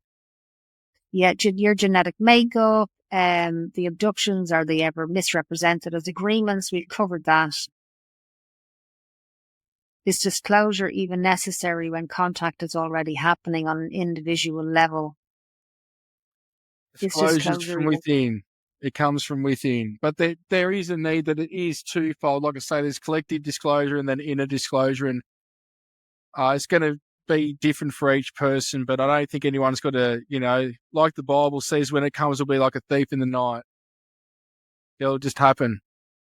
No dates, no times, no amount of food that you save up, the amount of money you've got, none of this matters. It's the heart. Great. The heart is Yeah. the litmus test. Okay, just one more question I have for myself. When you do your events, when you're out and you have these events, is there always things in the sky when these people come to your events? Yeah, we've had a paying down rain and people are like, and they're like, they can see I'm just like, this is awesome. And it's like, I've been in situations where it's like cyclones and hurricanes that it doesn't matter. Now, there's been, I think, 2 events out of, I can't even tell you how many I've done around the world. I couldn't tell you. But there's been 2 events. One was years ago where some people saw stuff and others didn't. And then recently, even here, half of the group, if you look up Chariot of Fire on my YouTube, it's this thing that's probably like 3 meters long, about a meter high, a meter wide, and it looks like it's on fire. That was about half a meter off the ground and went about 50 meters along the ground here, and half of us saw it. The other half was over the other side of the property with a Geiger counter and an EMF detector that were following this orb around that you could literally put your hand in, and the devices were giving readings that we told them about, because this orb of energy comes up to us and everyone can take their hands, turns putting their hands in it. And the equivalent would be static electricity. I don't know if you've done it over in Ireland, but here in Australia, what we used to do at school was somebody would rub their shoes on the carpet and then go up to somebody and touch them and you get zapped. That's what your hand feels like when you put it in this orb. So they weren't getting something physical, but it was tangible. But here we are on with another group on the other side of the property, and we've got a craft literally like 50 centimeters off the ground. It's too quick that I couldn't film it. I did film it recently from when I was here by myself. It was just above the tree line, sort of behind the trees above it. But that's something where not everyone saw something. And look, I've got satellite trackers out. Some people start off going, oh, there's satellites, and they start to see quickly that, well, this is, because what's a light going to appear like in the sky? Just appears as a light, unless it gets close enough to where, like some of the footage I've got, that you can see it's a saucer, or you can see it's a triangle, or you can see it's a cigar craft. What the crafts are usually doing is they're scanning us as a group to see how we're handling each interaction as it gets closer. They'll only meet us where we're at. So the flip side of that is it depends on how we are cohesive as a group, which is why I go through group exercises to break everyone down, to start lighten the load with everyone, to start laughing, having a good time. But there's practices we go through that to sort of break that, because a lot of people don't know each other when they come here. So I've first got to break them down to let their guard down, know that they're in a safe space. What happens here stays here, and that they're safe. And then what happens is the energy changes. We go into clearings, we go into initiating contact. And before you know it, at the end of the night, people are just pissing themselves laughing, having a good time, which is what it's about on top of all that. So there is a process to it, but there's only been a couple of times that not all the groups seen something. So we need to be discerning. You have to be discerning. Like, I'm not going to say to everyone you've got to be discerning, but to me, you've got to be discerning. Yeah. You want to know that you're in truth, and you want to make sure that you're interacting with that which is in alignment with you. Yeah, exactly. So that's part of the fuel behind me doing what I do and the way that I do it. Because that's why the only person I work with is James Gilliland as well, because we saw how each other worked, that other people just go out and make contact, and it's like there's a whole lot of skills and things involved besides doing that, because I think until people have a full-blown experience, that's when it hits them that their life's not what it once was. Just like I have people go overseas and they'll go and get their chakras turned on, this, that, the other. And they're just a normal 9-to-5 working dude that's got a family. He's normal Aussie bloke. Nothing wrong with that. But all of a sudden he's psychic, he's having visions, and somebody's turned on all his chakras. It's like, I say to him, look, I can recalibrate them so you can have them a little bit open, like more than what you had, but not like this. People get like just full-blown wide open. Now, unless that the higher self has orchestrated that, and there's been a mystical spiritual experience to initiate that, this is where somebody's free will, being a spiritual teacher, they've gone and opened up somebody's chakras that doesn't know the first thing about being psychic or angels or fairies or anything. And now they see more de-evolving than evolving for them. So this is because very case. That can lead to a mental breakdown. Oh no, I've seen it. That's why they've come to me, because they're just like, and then this has happened a few times with people that have gone to other people, and they've been on holiday or something. The missus is like, go and get this done, and then which has been the right motive of the partner, as an example. But the dude's thinking, oh yeah, I'll just do it to shut the missus up. Goes and gets it done. And all of a sudden, bloody, they can see things that they never saw before, and they can't sleep, and they're waking up to entities in their room, and they just weren't ready for it. No one has to earn to experience those things, but unless they're educated and trained or gone through the journey, some people have Kundalini openings and initiations, and that's fine. That's great. Like, that's a lot of that stuff's spirit, the higher self, orchestrating those spiritual jumps in evolution, those awakenings. Yeah. They don't stop. But then other people initiating it for you when you're not ready. That's why I want to make sure if you want to make contact and you haven't had contact yet, which I believe everyone does have contact, it's just they might not understand how the thought transfer works and what have you, that is in a safe setting and a safe environment with tools that when they go, even if at the simplistic level of how to communicate telepathically and how to clear, at the very least, I think I've done my job, or else it would be completely irresponsible of me and others to take people to, events or this, that, the other, and show them this stuff without showing them the deeper levels of what this is actually about.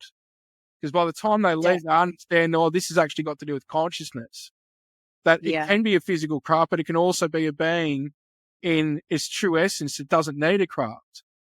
Yeah. Like, people have seen the beings walk on the grounds here. They've seen the orbs of light. We've got the videos of the orbs of light just a few feet off the ground, just cruising along the property or blinking in and out. Like, they see that here. And I think it's everywhere it can be experienced, but that's the type of stuff that people can experience. And so my job is to make sure, especially when they leave doing a clearing at the end of the night and everyone's in a safe manner, again, a safe space, there's responsibility with that. Yeah. Which is why this is a full-time job. I'm clearing this property multiple times a day. I've got certain ways that I do things. And as well as the maintenance and the groundkeeping and the cleaning, everything I do myself. But, the spiritual cleaning component is just as important as anything else. So it's got to keep it a certain frequency. So you spiritually clean your property all the time? Every day. Wow. Every day. And then you physically clean it? Yeah. Sometimes it'll take me nearly 6.5 hours to mow it. Wow. On a ride-on, yeah. So I've just got, meditation music or a podcast playing, and I'm out there whippersnipping for an hour and a half and cleaning the shed and the toilets. And see, the thing is, this is part of self-mastery. It's being able to do those things, and I sit in a space to where the physical vessel is doing something, but I'm multidimensional. Yeah. I love that. I get that totally. That's just the best, because then you can just get loads done. You're not like energetically using anything, because your body's just doing, your body's just doing.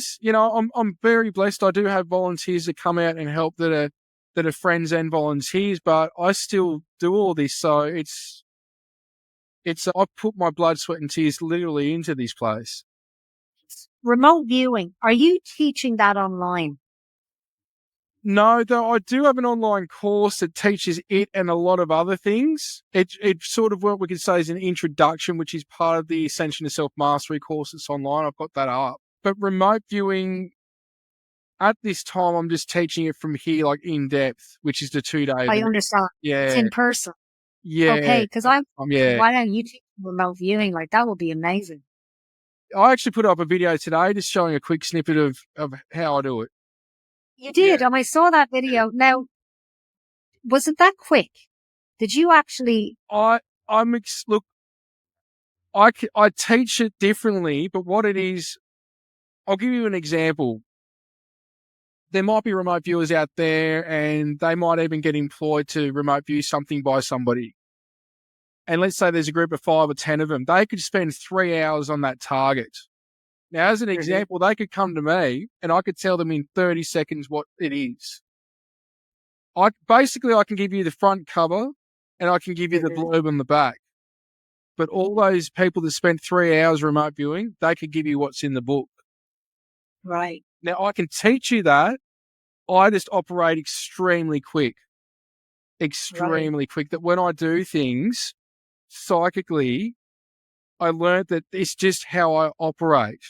That I go bang and smash it out. And then it's like you figure out the rest. But what it lets them know is they've just come to me. I don't know blindly what they're going on about. And I tell them what they got in 3 hours, 10 of them, and I can tell them like that. Fabulous. What a lovely skill to have. Like, that's just a nice thing to be able to do. No, well, there's great responsibility because there is what I'll say, there's no remote viewers 100%. Now, even with me being tested and what have you, there's times I've been between 70 and 90, and then other times I could be between 50 and 70, give or take. Nobody is 100%. So this is why I have to emphasize, like on that video, I was starting to think it was a sunflower, but it wasn't. It was a daisy. But I said maybe, but it was a flower, right? So it could be somebody. Yeah, so somebody could be saying it's a car and go, oh, this is a Ford pickup, but it's actually a Chevy. But they got that it was a pickup. You know what I mean? So this is where even the best remote viewers like Joe McMonagle, I saw in a recent interview somewhere somebody was saying that was his monitor with remote viewing. He was around 40% accurate. Now, that's if you want to go 100% dead on everything, but roughly he's right up there. He's the best probably remote viewer we've seen, though what I can say is that, I'm pretty darn accurate. But I just don't think anyone's 100%. And that's what people need to know, that all you use that is an extra avenue of receiving intel. What's exciting is what I do after I go, now we're going to stop the way Project Stargate was done. And I'm going to show you how to do it without any paper. And I'm going to show you how to communicate multidimensionally. Because when you start doing it, you come across otherworldly beings. And what happens is most of the time people don't know how to communicate with them. Okay. Now, what I found is if I try to do that first, some people are successful. But if I teach them remote viewing with the paper first and then we throw that out and then I take you to that, pretty much it's like a 90+ success rate of everyone being able to do it.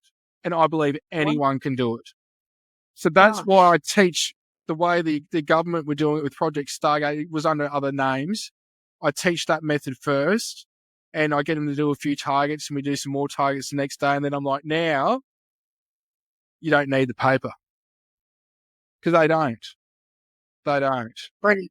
How exciting. Yeah. So it'd be great if you could clone yourself and have one in America, one in Australia, one in Europe. Do you know what I mean? Like, so we could all, I'd love to do a C5 with you. It'd be just like, come on, Pete, I'm not on my own. Like, because if you're there with me or someone who kind of gets it, who knows, there's definitely a safety in that. It's like, you know, a parent-child thing. It's like, is this okay? It's like, yeah, listen, I know this, you're good. Just stay in your heart and keep looking up. But when you're on your own, everything goes through your mind and sometimes it doesn't. So yeah, the people who get to experience that with you are just getting the full spectrum deal really of how it works. Well, so thank you to you for offering that to people. It's what I do. And look, people need to realise too, I'm not outside much. Like people have seen this even in the last few weeks. I've said what time they'll be here and we walk out and they're there. Day or night, doesn't matter. Like that's what the remote viewing techniques that I show without using the paper. I've had a group where 90% of them last year in one workshop, the time and location they said the craft was going to appear, the 90% of the group it happened for. Amazing. So anyone can do this, but what it shows is its contact.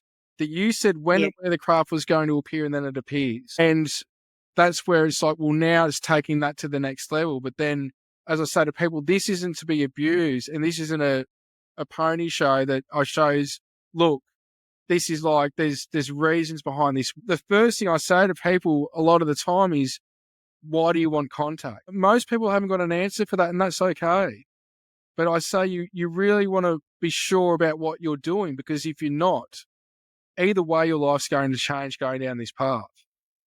And you can either steer the ship through your intention and know why you're wanting to make contact, or not, where it can be not so productive. But at the end of the day, it doesn't really matter if you're making contact or not, because we're already plugged into the same source that everything's connected to. It's just eventually leading back to here, going within, not the externalism.